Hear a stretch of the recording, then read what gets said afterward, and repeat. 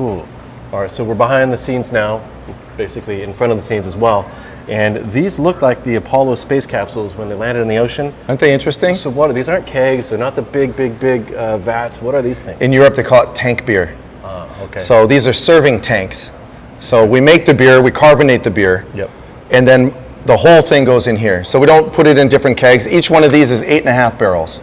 So that would be about 17 half barrels of beer. Okay. If you took all 8 of these together, it'd be 136 half barrels. Can you imagine the space that would take up?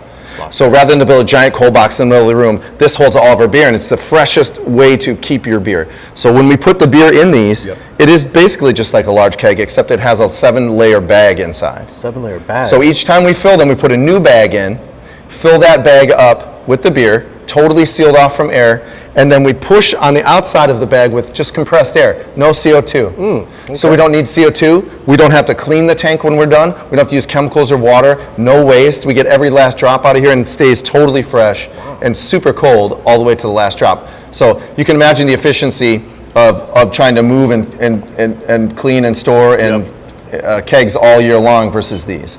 Now if you look inside, all right, you can actually see the bag inside.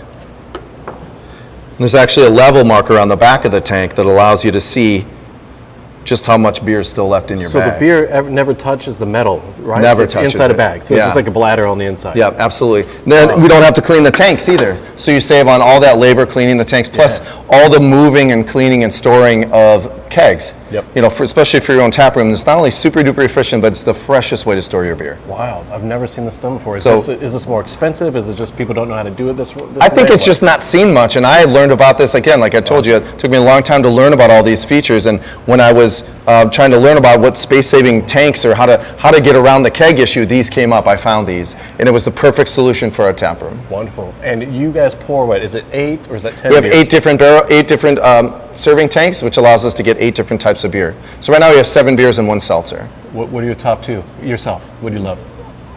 This pale ale is my new favorite, but I tend to love the IPAs, but I also love our lager. Our lager is our #1 seller. You know, sometimes you don't see a lot of people making lagers. They take a little bit longer to make. Is that right? But we're very proud of our lager here. It's kind of like asking, like, who's your favorite kid, right?